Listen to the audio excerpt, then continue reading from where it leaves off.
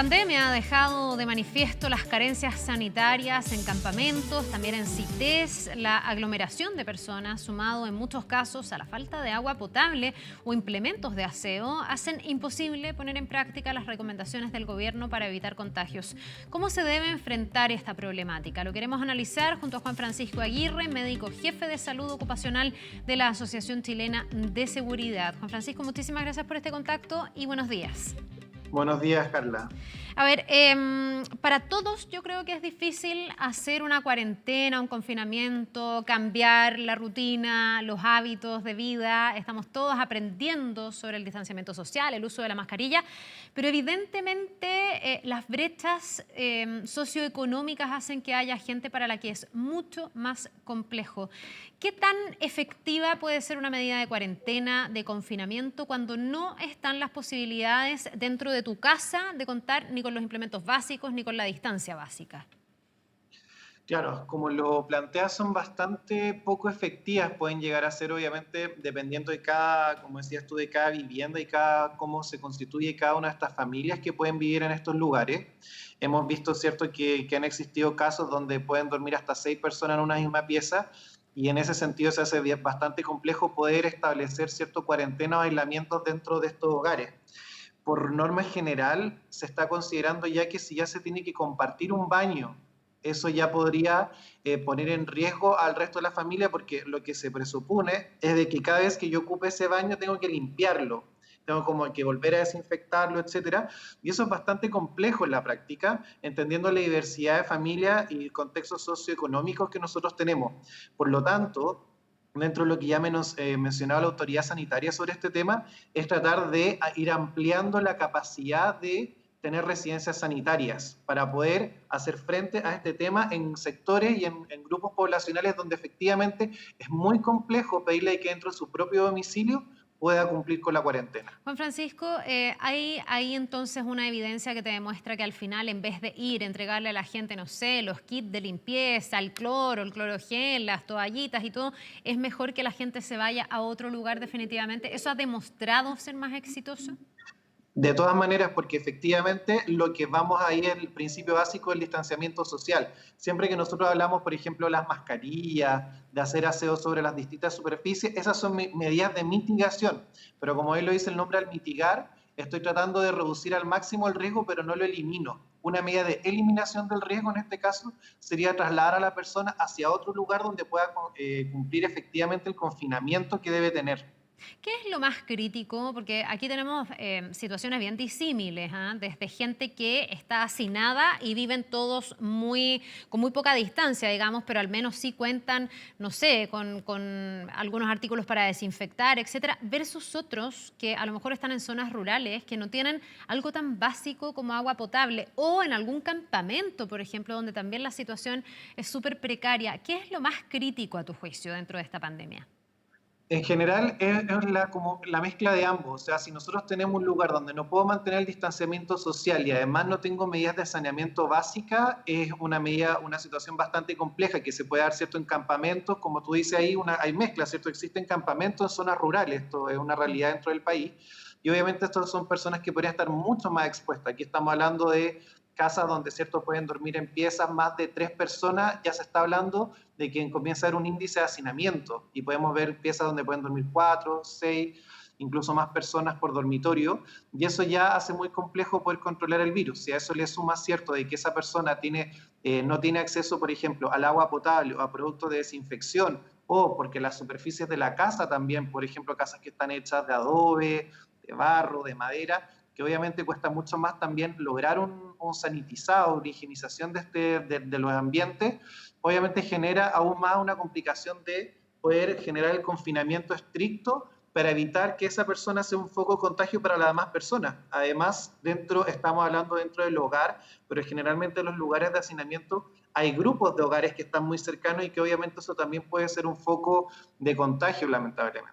Sí, ahora uno también está, o sea, estamos hablando ahora, o lo primero que uno piensa es como en las medidas prácticas de cómo llevar adelante un confinamiento, pero me imagino que además, desde el punto de vista de la salud mental, el entorno que tú tienes No sé si es 100% incidente, puede haber alguien que está muy cómodo, pero que igual se siente muy, muy temeroso y está muy estresado por esta situación. Pero me imagino que mientras peor son tus condiciones, más complicado puede ser desde el punto de vista de lo psicológico, predisponerte bien, mantener la rutina. O sea, es mucho más difícil si es que estás mucho más junto y no cuentas con los elementos. Claro, porque además está el riesgo constante de que me voy a infectar, está el riesgo de la persona, ¿cierto?, que está confinada, que siente la presión de no infectar a su entorno, ¿no? Por ejemplo, una mamá que no quiera infectar a su hijo, a su marido, o si vive con su propia mamá también. Entonces, hay varias situaciones como que está la presión por la persona que está contagiada y además está la presión de los contagiados, decir, oye, me voy a infectar, ¿qué puedo hacer? Esta persona tengo que tratar de darle como ese espacio, pero en verdad no tenemos ese espacio. Entonces se genera como una preocupación constante de decir, bueno, aquí nos vamos a contagiar todos y no hay nada que hacer.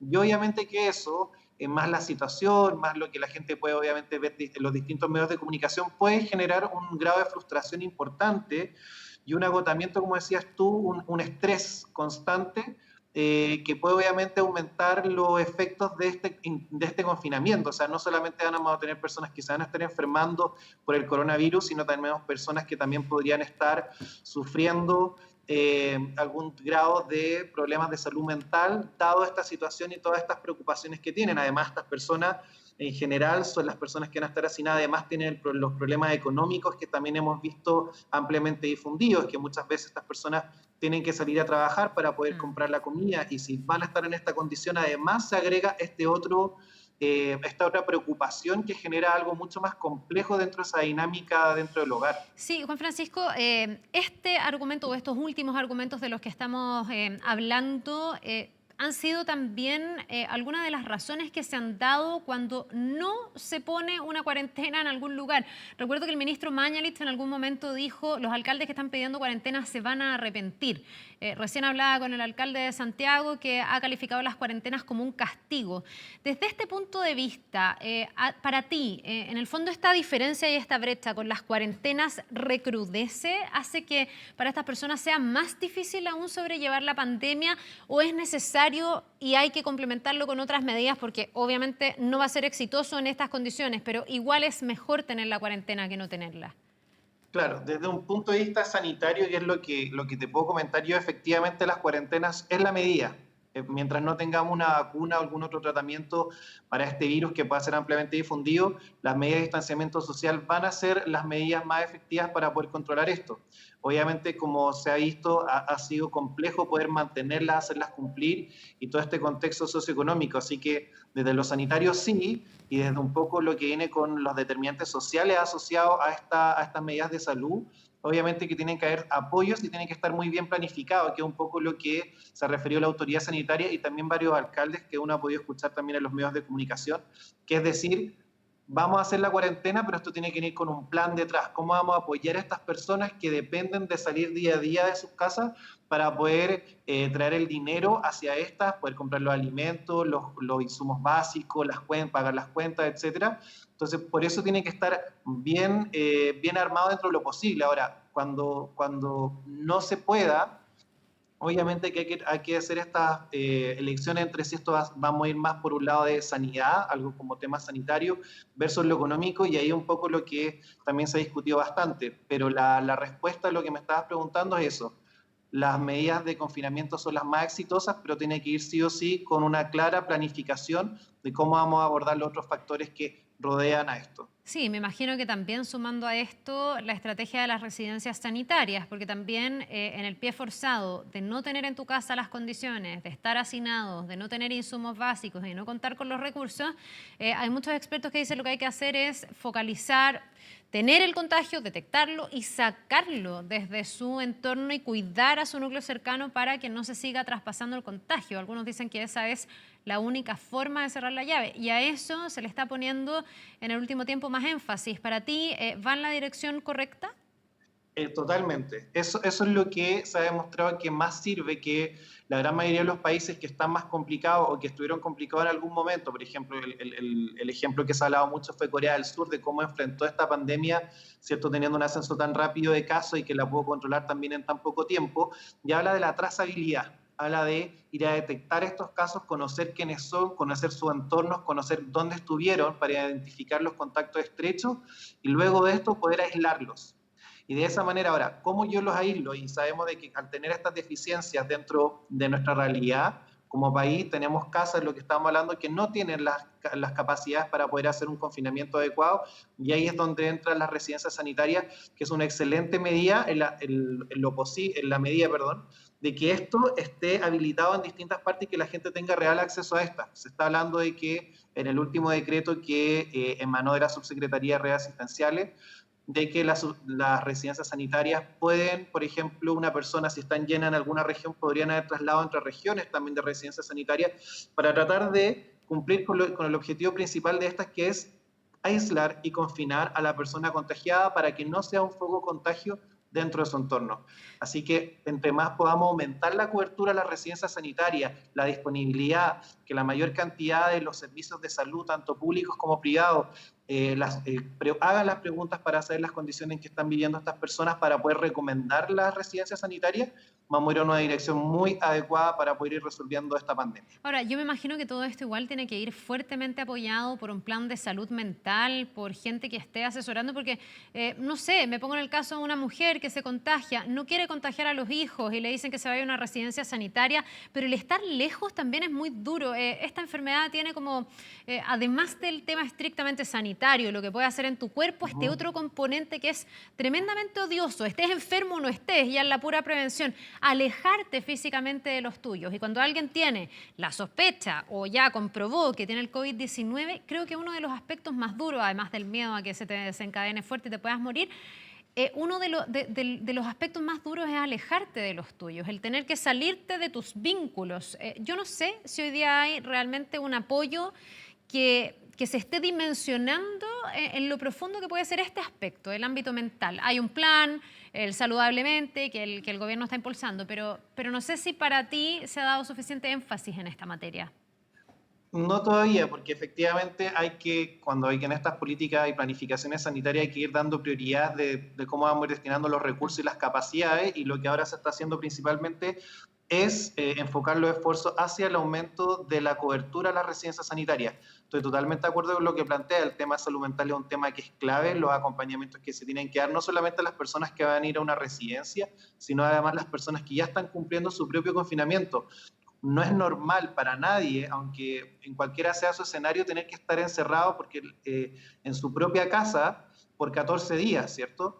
El confinamiento supone eso, incluso si bien hay medidas de cuarentena donde la gente ya está quedándose en su casa, el confinamiento, cuando uno es un caso confirmado, ya supone que uno tiene que estar encerrado, si vive con más gente, estar encerrado en una pieza, ocupando su propio baño, no tener contacto con las otras personas cara a cara, ¿cierto? Que se tienen que dejar los alimentos detrás de la puerta, la otra persona tiene que abrir la puerta, sacarlo, ojalá comunicarse por medio electrónico, entonces es bastante complejo en cualquier ámbito. Dentro del tema de cómo se ha podido dar este apoyo, el gobierno y la autoridad sanitaria, dentro de las medidas de la residencia sanitaria, está dando la posibilidad, obviamente sujeto a la disponibilidad y ciertas factibilidades que tienen que chequear ellos, de que una mujer, por ejemplo, que tiene a cargo menores de edad, que no tengan con quién poder dejarlos, poder hacer la cuarentena con estos menores.